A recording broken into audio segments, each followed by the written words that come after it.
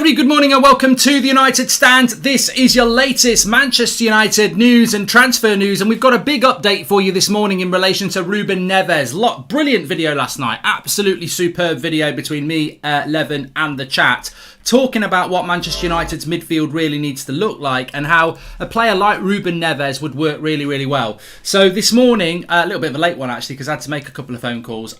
I've sort of got the bug about Ruben Neves, so I've spoken to a couple of people. The update on where we're at with Ruben Neves to Manchester United is interesting, and I would say it's possible, and we'll get into detail of that in a moment. We've also got some interesting updates around Kieran Trippier, Raphael Varane, Dean Henderson, the Preston game, which was meant to be at 2 o'clock today, and some statements about Rashford as well. But as you can see, I'm surrounded by green. Well, I'm not surrounded by green, but we are sponsored by the good people at Wash and Go today. The lovely people at Wash and Go. What I'm on about, good people. And people often say to me, Mark, is it not hard being a Wash and Go ambassador?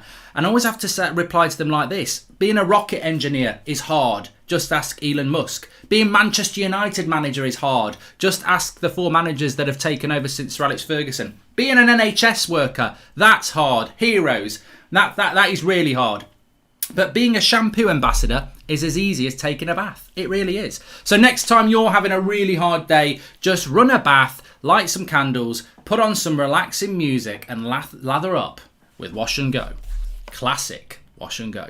You can pick up your bottle at any good retailer or by hitting the link in the description and getting it delivered straight to your door. Thanks very much to Wash and Go for supporting the United Stand.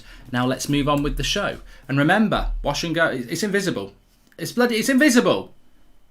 We've messed up there. Bloody hell. We've messed up there. I hope that doesn't leak on the floor. I've just locked the lid off. Right, let's go. Let's get on with the show. Big up Wash and Go. I actually do, you know what? Since I've been an ambassador for Wash and Go, I do actually use Wash and Go every day. And I like the 2-in-1 aspect of getting shampoo and conditioner. I've never used conditioner before. I always thought it was a bit feminine.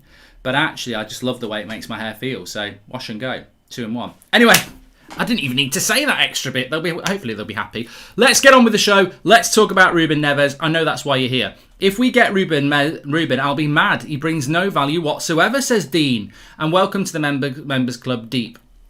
We're going deep, baby. We're going deep into this Ruben Neves story. So, the situation with Ruben Neves is there's a lot of people that would like Ruben Neves at Manchester United. I'm fully aware of this fact. However, we had a story this week that I don't think is from a very credible area that Manchester United are moving along with the Ruben Neves deal. This is not true. This is not true. We are not close to signing Ruben Neves. It is possible that we could sign Ruben Neves. Now, who I've spoken to today is not a United source. This is more around the Wolves side of things because I'm based in the Midlands anyway. I know a couple of people. And what they've said to me is Ruben Neves is up for sale. He's up for sale, 100% up for sale. And what that means is that it's not that Wolves are, get out, you're training with the kids and all that jazz, but it's that Wolves will sell him if somebody offers 35 to 40 million quid. They will sell him. They did it with Jota last year. Ruben Neves captained Porto in the Champions League at 17 years of age. I think he's been at Wolves for 4, maybe 5 years. He's been there a lot longer than you think, and he's still only 23. He's an absolute bargain, says Wayne Finnegan. So the situation is, Ruben Neves has been at Wolves a long time, and the feeling between the club, the player, and his agents is that if the right offer comes in, they will let him go. He's been a good servant to the club. He, as a player, is happy at Wolves, but feels he's hit a ceiling. Wolves are never going to be a top 8 club. It's just not going to happen. They're always going to be flirting between, 13th and 8th. And Ruben Neves feels he can do better than that. And people like Liverpool, Arsenal, United are clubs that could look at him. Would you take a free Jerome Boateng? I wouldn't, Jonas, no. You know what? If he was stood outside, sometimes you walk outside the train station and they're giving away free promotions of the latest thing, like it might be a, Mint Aero or a Coke Zero. I'll take one of those, but if Jerome Boateng was waiting outside Birmingham New Street Station saying, do you want me for free at United, I'd just walk on by and pretend I didn't make eye contact. I don't want Jerome Boateng at all. But yeah, go back to Ruben Neves. So Wolves will sell him for about £35 million and he will go if the right offer comes in. So he is for sale. If nobody comes in, Wolves are happy to keep him, and Ruben Neves realises he's got to stay at Wolves. So Ruben Neves from the Midlands area, which is where Wolverhampton is, He is for sale. Ruben Neves is for sale. So that's your tick in the box. That is the main thing. Ruben Neves is for sale. And you can speak to anybody about like that. As I said, I spoke to a couple of people this morning who are local, and they're saying, yeah, Ruben Neves is for sale at the right price, the same as Jota was a year ago. So whether you're Arsenal, Liverpool, Manchester United, Chelsea, anybody else, if you fancy a bit of Neves, he is for sale at the right price. The issue is, as I move away from those conversations into the reality of whether Man United are going to buy him, this week we've been given encouragement that Man United are progressing a deal for Ruben Neves. We are not. That is not happening. Manchester United are pushing the line that they've got to sell to buy, and they're also pushing the line that they'd like a midfielder, but they're not really homing in on what midfielder they want. They'd like Rice, but he's too expensive. They'd like Camavinga, but they're worried about his appetite for coming to Manchester United. They're not in for Basuma at all. Saul Niguez is a very weird one. I don't think we're really in for him, and Ruben Neves is on a list that they may consider. So we're not advancing a Ruben Neves deal. However, the cold, harsh fact here that makes this deal very possible is that Manchester United want a midfielder who can play in a pivot and run the game, which I'll come back to in a minute. Wolves will sell Ruben Neves for 35 to 40 million pounds. Manchester United want a midfielder and are saying that they want to sell to buy. They can sell to buy tomorrow. This is a bit of a smokescreen. The reality is this all comes down to the fact as to whether Solskjaer wants to sanction a deal to get a midfielder enough. And what I mean by that is Manchester United could buy Ruben Neves tomorrow knowing that they can cover that fee in the next couple of weeks. Lingard and Dan James could be sold and cover Ruben Neves' fee and more within the next 2 weeks. They could sell Jesse Lingard for 25 million to West Ham next week, and they could sell Dan James to Brighton, Leeds or anybody else for 20 million the week after. They could raise 45 million like that and buy Ruben Neves. So this sell to buy nonsense, well, it's not nonsense. It's not impossible for Manchester United to do this deal. The reality is they don't know whether to do this deal. And we're being sold this thing that, oh, United have got to sell to buy and it's difficult to sell to buy. The difficulty is they don't know whether they want to sell to buy. Because Ruben Neves, Basuma, you can probably name 3 or 4 midfielders as well that are available between 30 and 50 million quid. We can raise 30 to 50 million quid like that. Dan James, Lingard, they're both very sellable players and people will buy them. The problem is, and we'll come to it, Solskjaer doesn't know whether he wants to sell those players because of Rashford being out. Morning, Mark. Hope you're doing well, says Jacob. You too, Jacob. Welcome. Thank you, Majid, for your super chat. And Trippier is the only player we are in for. Now Pogba is looking likely to stay. We're going to wait for next year, says Sean Turner. And I think that would be a crying shame because let me just be, we'll go back to what I'm talking about there. But in relation to Neves, what a show it was last night from about 25 minutes in on the 8 o'clock show. You need to watch that 20 minutes because we go deep in on what Neves would bring and why we need that type of a player. But I was looking this morning on the comments because I think it's very important. And there are people in the chat today saying that, Neves is not the right fit. He's bang average. But I would say, have you looked at his career? He came to Wolves as a teenage sensation from Portugal. As I said, he'd actually captained Porto as a 17 or 18-year-old in the Champions League. He comes to Wolves. First of all, I think he played in a midfield pivot with, was it Says? I think his name was Says. So he played in a pivot there.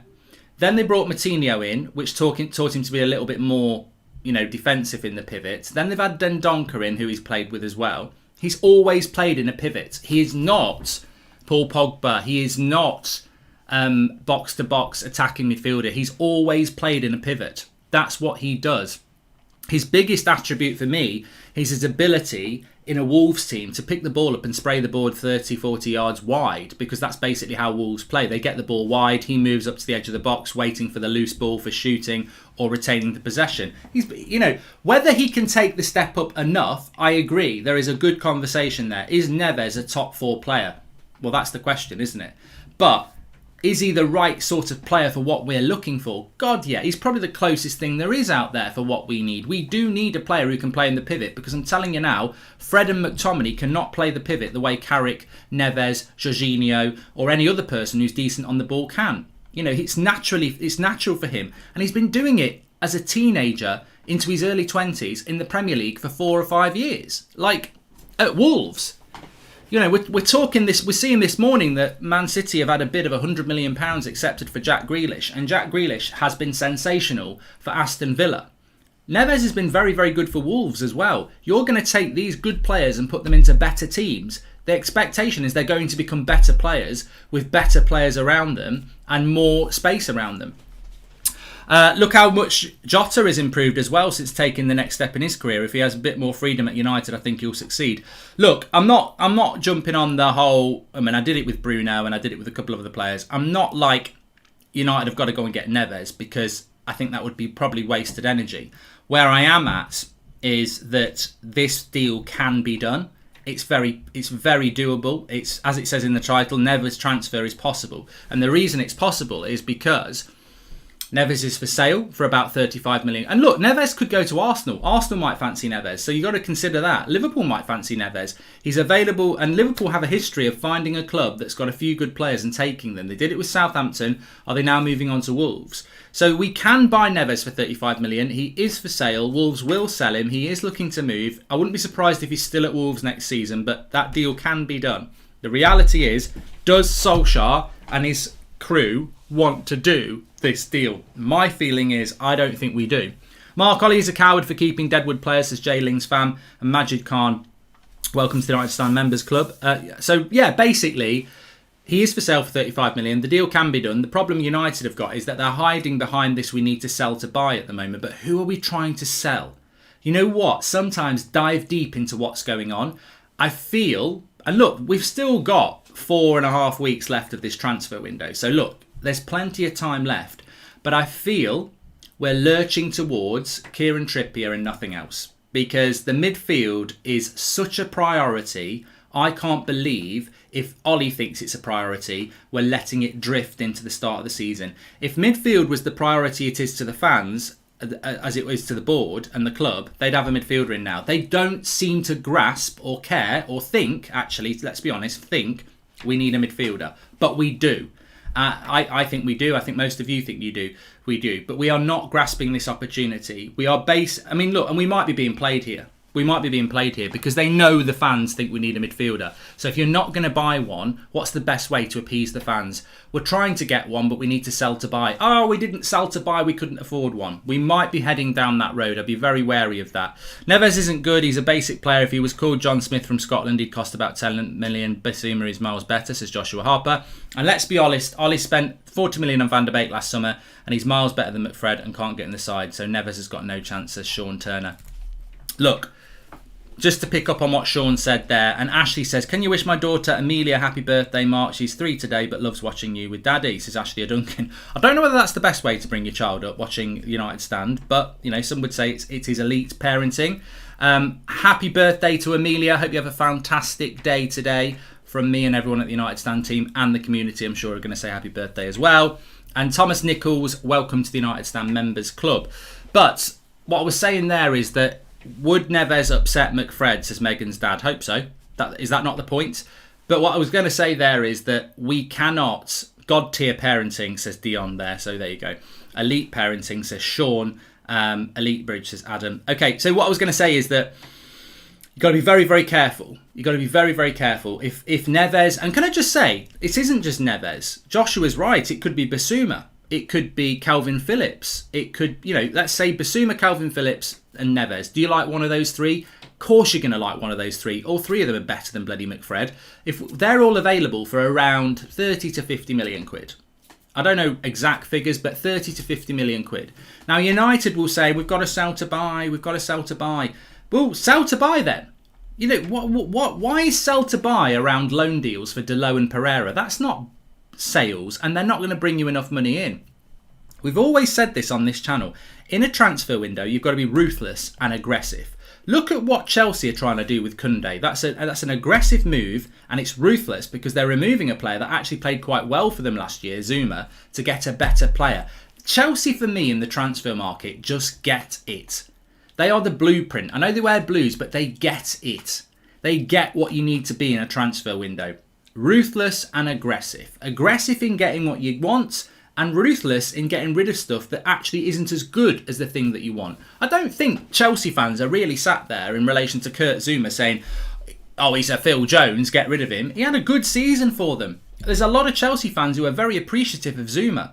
But what Chelsea are doing is say, well, we think Koundé's better than Zuma. Let's get Koundé and give them Zuma. Ruthless. Absolutely ruthless. It would be like United getting Pau Torres and giving them Lindelof the other way.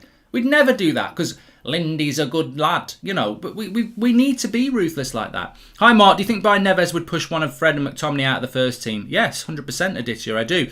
But, as I said, be very careful with United at the moment and this whole sell to buy thing, because the reality is that can be done like that. Lingard could be sold to West Ham for 25 million in an instant, and there's clubs that want Dan James for 20 million. 45 million, done. Buy your midfielder, done. So don't start listening about we need to sell to buy, we can't buy a midfielder.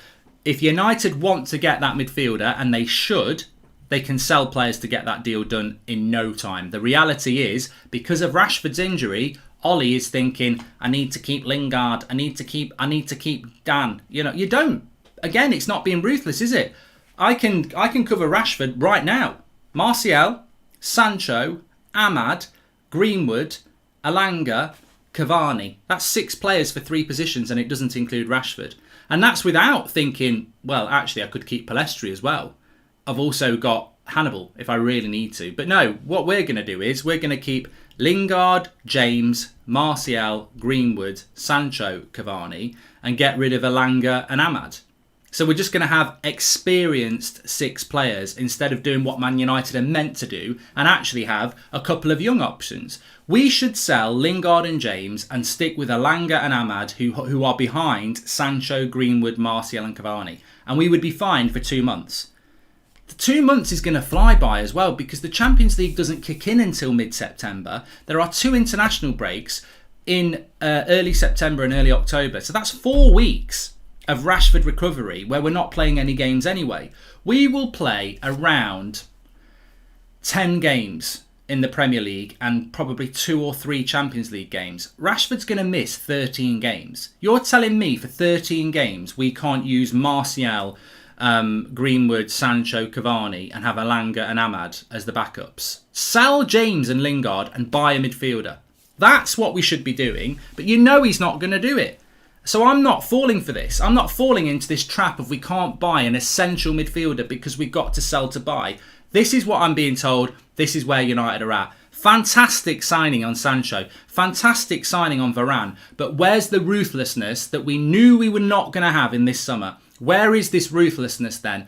Where is this go out and get the midfielder that might make us a title contender? There are midfielders out there that are reasonably priced that if you scout them well enough, you will get them.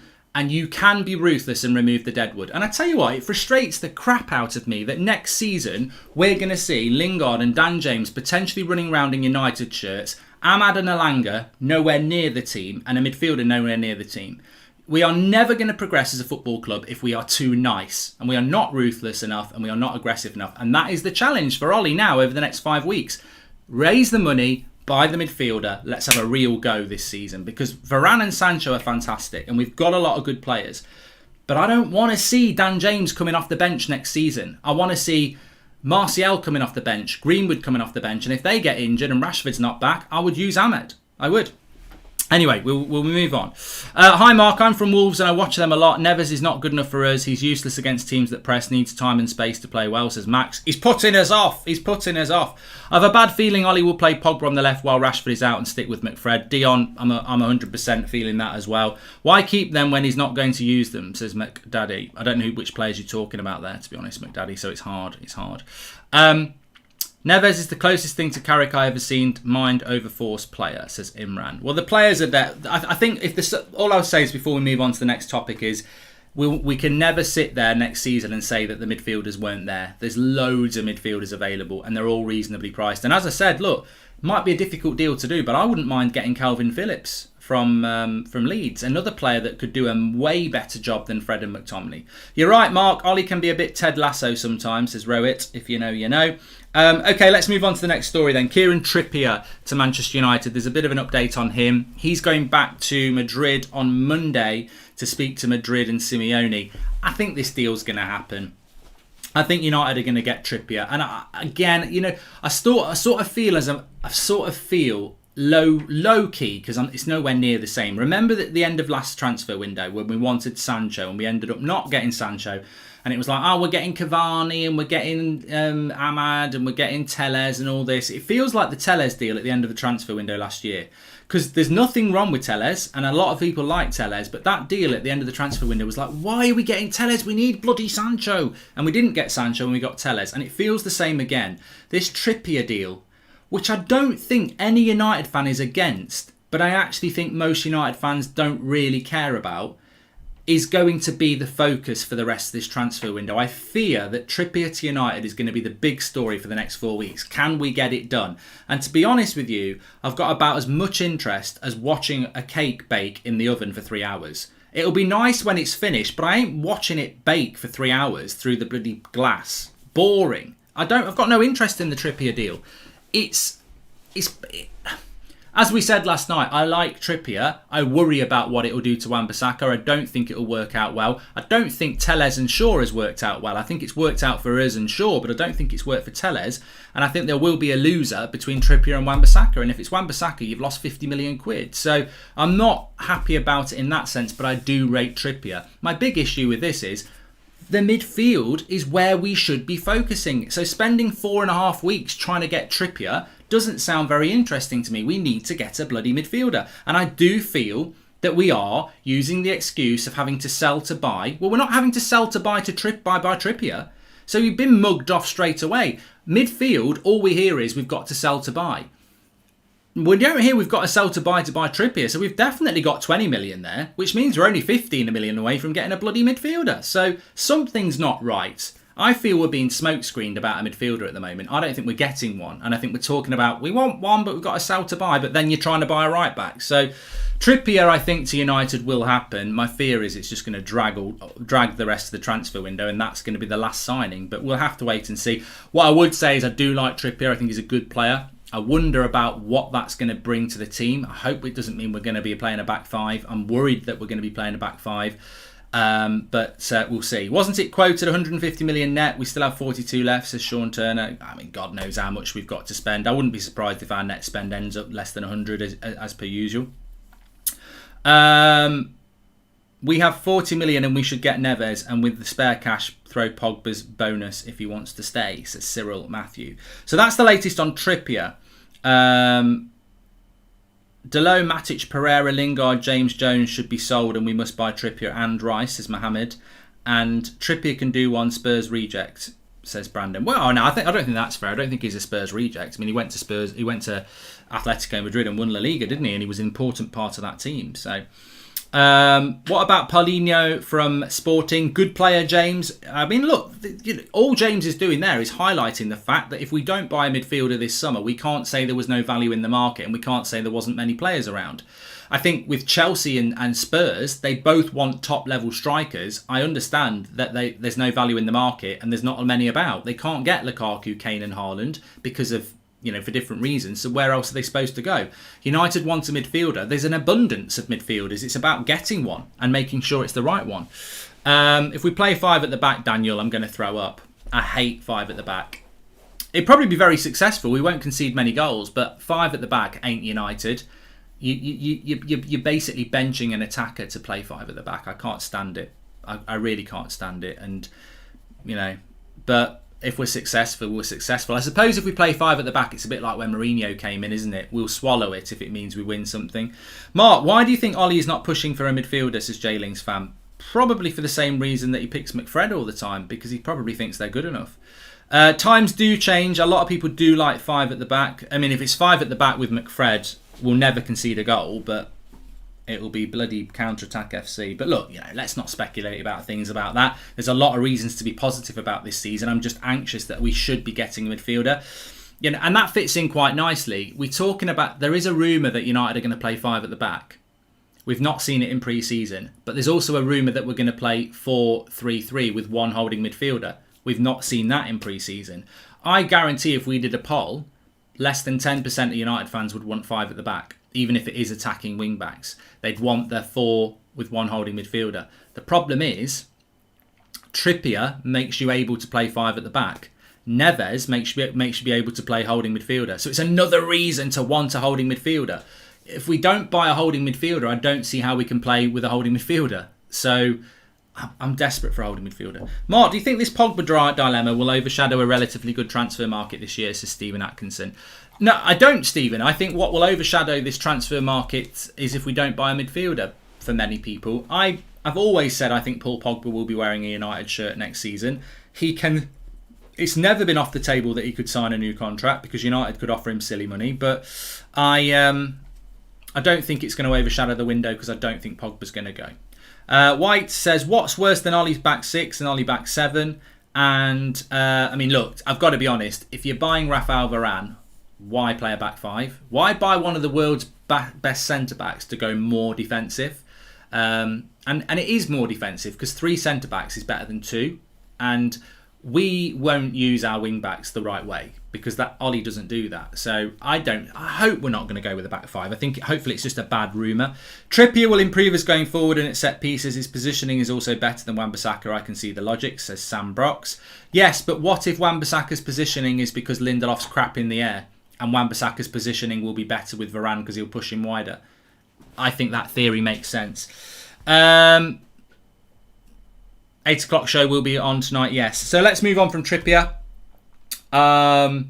Where's my notes for this show today, actually? There we go. What should we go? Rashford Varane. Okay, Rafael Varane. Let me give you an update on Rafael Varane. This is coming from Romano. He'll fly into Manchester early next week, probably Monday. Now, people are a little bit worried about this because we've got a game against Everton next week. Now, apparently there are no COVID cases, so potentially we could have played against Preston today. There's talk that the Preston game will get rearranged. I would hope we do get that rearranged. I would like to see United get a game in midweek next week now because ultimately we haven't lost anything if we move the Preston game to midweek next week because we weren't playing the game midweek next week anyway, so we were going to get a whole week off between Preston and Everton.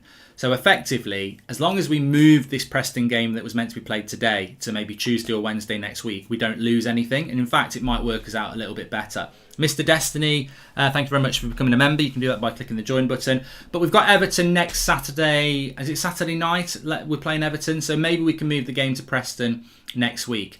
Obviously, the concern is if Varane is flying into Manchester next Monday, he's got a quarantine for 5 days. He won't do his medical until this time next week, which is 1 week before the Leeds game. So will he play in that game? However, what I've heard is that this quarantine thing may be bypassable. We may be able to fly him into Manchester on Monday, get the medical done, and he goes straight into training. And that is the hope. Because if that happens, we're in a better position than if he'd flown in Wednesday. He'd still be quarantining until maybe Monday, Tuesday next week. So he's going to fly in next week, and I don't think he's going to have the quarantine. So he should be able to have his medical maybe Monday, Tuesday, and be announced, and then training with the team on Wednesday. And then that gives him a week and a half, and he will play against Leeds, and he'll maybe even get 45 minutes against Everton, because he has had a bit of pre-season with Real Madrid already. So good news on Varane with relation to that. They said Thursday or Friday, but Monday it's fine though, says Abdul. And once Pogba starts playing with the new signings, he will realise we're going places and want to stay, says Peter Williams. I think he wants to stay for a year anyway. I'm not talking about Pogba on this show, by the way. Smash a like on the video, but I am going to talk about Pogba. All I'm going to say about Pogba is I think people are getting lost in this. He's got to make a decision in the next 4 weeks, and he doesn't. If it's me or it's you, and I sat down with you in the pub and explained it, or if you don't understand it, you would agree with me. If I was Paul Pogba, I'd wait till next summer. Even if I'm thinking about staying at United. I don't think people... This is probably the most relevant bit about Paul Pogba. He could stay at Manchester United, but even if I was Paul Pogba and I was going to stay at Manchester United, I wouldn't sign a United contract till next year anyway. Because where Real Madrid and Barcelona and Juventus and PSG are right now, they may be in a very different situation next year. What if Real Madrid win the Champions League and win a load of money? Or what if they get into a Super League? You know, what if Real Madrid are richer in a year's time and Riola's talking to Madrid now and they say, we'll never be able to give you £500,000 a week. But in a year's time, we might be able to. So if I'm Paul Pogba, it doesn't matter how happy I am at United, I'm still running my contract down because I'm at United and I'm like, look, I might sign a contract with you, but I'm not going to do it until next May. And then next May, I make another phone call to all the clubs and say, have you changed your position? And Real Madrid or Barcelona might go, you know what, it's worth it. We'll give you £500,000 a week. In which case, I go to United and go, you know that 400k a week you're offering me? Barcelona are giving me $500,000 a week. I'm going to take it because you're not going to give me that, are you? We can't give you that. Bye. Or we can give you that. Let's sign it. You're gonna have a bloody riot outside now. If you thought it was bad for the Super League, giving me £500,000 a week. See you later. I'm off to Miami. Connor Noonan, welcome to the United Stand Members Club. So yeah, I don't see Pogba going anywhere. I really don't. He will make his decision next summer. And maybe next summer he signs a deal with United. We've seen that before. Mata ran his contract down. Fellaini ran his contract down. Fellaini was very vocal about being disrespected in April. In June, he signed a new contract. Probably because no one would give him the money we would. And I think that might happen with Pogba. Pogba might be very vocal through Raiola about leaving. But come next summer, we might be offering the best deal and he stays. So it makes sense that he waits. What else? I keep looking at the wrong notes. So here we go, Rashford. Let me just read you this from Marcus Rashford then. This is quite interesting. So, Marcus Rashford...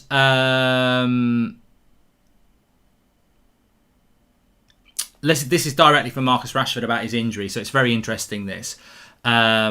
I needed to feel like I was playing my part. Okay, so having been out of the game, recovering from the... So this, I'll read this all. It's well worth reading. When I was 11 years old, Man United helped me and my family out of a really difficult situation, and I'll always be indebted to the club. When the club needs me, I'll be there. Any role I can play in helping my boyhood club, I'm going to do it, even to my detriment at times. Having been out of the game, recovering from a double stress fracture, and having spent a lot of time away from teammates and staff who'd been a big part of my life as long as I could remember, I needed to feel part of something again. I needed to feel like I was playing my part. I've read some call me selfish for holding off getting the surgery this season, but it was never about putting myself first, and that's how we've reached this point, and something as a 23-year-old I've had to learn the hard way. To guarantee I can play this game as long as possible, I need to listen to my body. This is what we've been saying on this channel for a long time. I haven't heard many people say Rashford's selfish in our chat, and I certainly, would not condone that. But it's great that Marcus... I mean, look, what he's basically saying there is, I've probably been a bit naive. I love this club, I love my country, and I've been playing and trying to be part of something that I love.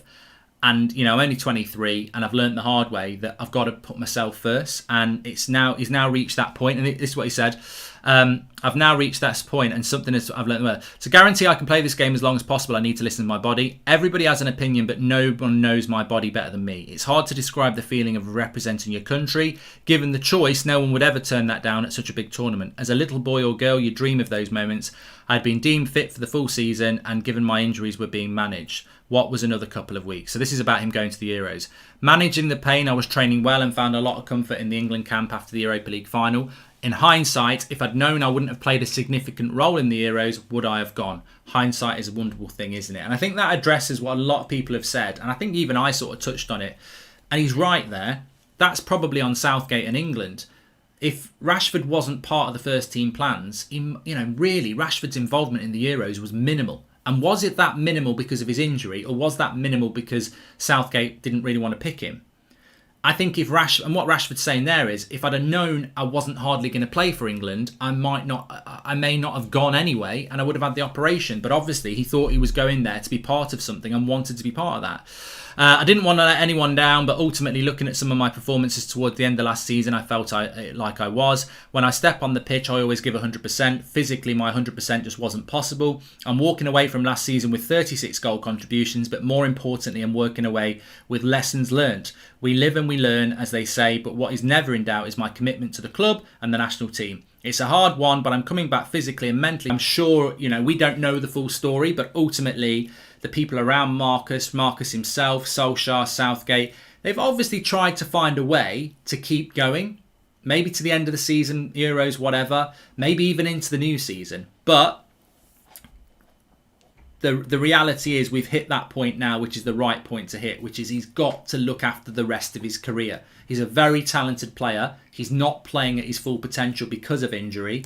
It's disappointing to be out for 2 months, but those 2 months could solve loads of problems. And it's not just his shoulder. He's got ankle injuries as well. 2 months, no football, is going to be a blessing in disguise for Rashford. He's 23. He could play for another 15 years. If he didn't do that, he might only play for another 5 at his top level. Because he will still play into his 30s, but as we've seen with people like Rooney, they hit their late 20s and the drop-off is like that. Got to look after your body in your early 20s if you want to keep playing at your prime into your early 30s. So it's a very, very good decision by Rashford, and a very, very, very to the point and truthful acceptance of the situation. So we wish him all the best, and I'm really excited because the cliche is if we get Rashford back fully fit in October, it really will be like a new signing. It really will. Is this the best time to sell Victor Lindelof, says Mihir? Probably not, because we do need some backup. You know, we're only one injury away from Maguire and Varane and having to use him again. So let's spoke about that. Trippier we've spoken about. Varane we've spoken about. Rashford we spoke about. Dean Henderson's been talking to the Manchester United website about his injury issues as well. He's not quite back himself yet. So I think that he has been in training. He might have been involved in the Preston game, but he's had a hip problem which he had to pull out of the England squad. Remember, Greenwood had to pull out of the England squad as well. So there were two players there that pulled out of the England squad to sort their injuries out. I mean, look, in Greenwood's case, what a brilliant bit of hindsight that was, because Greenwood would have been in that England squad like Rashford, carrying a bit of an injury and not playing. And I think that's what Rashford's saying. In hindsight, it's a great thing, isn't it? But Greenwood pulling out of the England team was probably quite a good thing. Jerome Boateng wants to sign for United. God, please, no.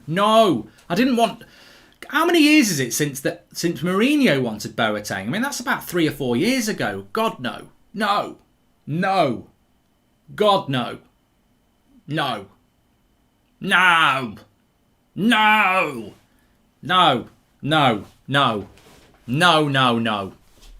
Absolutely no. So I think that, Dean Henderson obviously back. I mean, we're the goalkeeping situation will take care of itself. Ollie, you can deal with that one. You've created it. You can deal with it. Let's see what happens with it. But I think De Gea must be back in training pretty soon. Spain got to the Who got to the semi-finals of the Euros? It was Denmark, who we had no players from there. Spain, De Gea, who didn't even play. And then, obviously, the final was England and Italy. We've got no Italians. So I would presume De Gea must be back in training, if he's not back in training already, by Monday. So, yeah. I'd rather have Phil Jones than Boateng, Lewis Lee. I mean, he is slow. He is painfully slow. Really slow. He's slower than a corpse. We can send James to Leeds United and we will bring Phillips in exchange. I mean, Fitsum, you know what? I like to read the chat. That's what it's all about. But sometimes you read something and you go, that's ruthless. That is ruthless. Is that not what Chelsea are doing with Koundé and Zuma? Removing a player that, look, the manager likes for somebody who's better. Imagine if you knocked on Leeds' door and said, do you like Dan James? Yeah, we actually had Dan James. He had photos in a Leeds shirt when he was at Swansea in the January, and then it fell through and we bought him in the May. So Leeds like Dan James. Bielsa likes Dan James. Knock on the door and say, knock on the door, knock, is anyone there? Hello, Bielsa. Do you want Dan James? I would love him. Right, I want Calvin Phillips. Let's get down to it. Let's get down to business. Get your bucket, sit on it, and let's have a chat. Why do you sit on a bucket? It looks like you're milking a cow. Anyway, let's get on with the chat. What do you want? What do you want? You're Italian. What do you want? I'm going to make you an offer you can't refuse. Dan James and 30 million for Calvin Phillips. Deal's done. And that's... You're shaking hands with with Bielsa there. He's like a mafia boss. When he gives you his word, don't matter what chief executive leads say, Bielsa's done it. 30 million plus Dan James. Ding, dang, done. Ding, dan, done. I think 30 million plus Dan James for Calvin Phillips, we're done. Absolutely done. So he's not Italian, he's Argentinian. Why do I always think Bielsa's Italian? To be honest, there are big links between Argentina and Italy. It's a bit like Portugal and Brazil. Italy and Argentina, somebody will tell me why, but Italy and Argentina have a very big link. I can't remember why. I have looked at it in the past. I've just brain dumped it. But yeah, it's the same as Portugal and Brazil. There's very strong connections between Portugal and Brazil, and there's very strong connections between Argentina and Italy, and I can't remember why. Do we think Neves could do job as a sole CDM? Honestly, I think he has Carrick attributes, says Scott Power. I do, yes, I do. And WDP says, hi Mark, what opticians do you use? It has to be Specsavers, right? Yes, I think I do use Specsavers. I think. I probably don't, actually. I don't think I do. It might be Vision Express. I don't want to be exclusive. I can't remember. It's not because of Maradona that there's connections between Argentina and Italy. I mean, I haven't seen a really good reason for it, but a lot of Italian immigrants went to Argentina, says Sean Kearney. Maybe that's something to do with it. And Jones and Varane are going to be best centre-back pairing in the Premier League, says Nate. There's more chance of me and Varane playing together for United next season than Jones and Varane, because Jones won't be fit.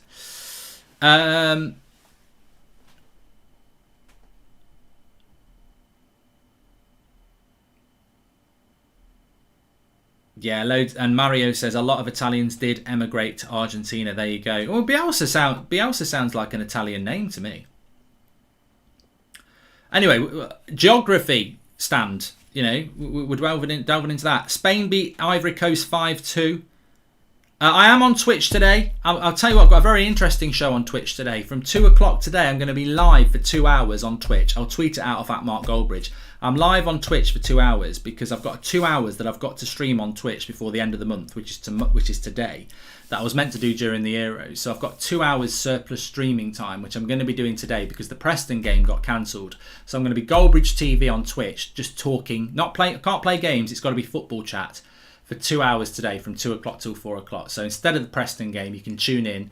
If you've got a spare bit of time, get involved. We'll be chatting about football and all sorts of things. So make sure you tune in for that. Thanks everyone for watching. Smash a like on the video. I will be on Twitch at 2. So I'm sure we'll be talking about United because most people who follow me are United fans. So we'll dominate that chat about United. But we will talk about probably Grealish and other things. And make sure you smash a like on the video and subscribe. We have got an 8 o'clock show. And obviously if anything breaks, we will go live. But the Neves thing is very interesting. And the line I would take away from this show is that Neves is for sale. Do United want a midfielder? Because this talk of selling to buy, you can sell Lingard and Dan James basically tomorrow for 45 million and you've got a midfielder. But Ollie don't want to sell Lingard and James because he wants to keep them because of Rashford, even though he's got Greenwood, Sancho, Martial, Cavani, Ahmad, Elanga that can cover that for 2 months until Rashford comes back. But now he wants to keep James and Lingard as well because it's about keeping these experienced players and not being ruthless. Ollie might not fancy Neves because of his height, and Diddy is the man if we can get him. It releases Ultra Bruno Pogba, says Z. We ain't getting Ndidi. Speak to you all later.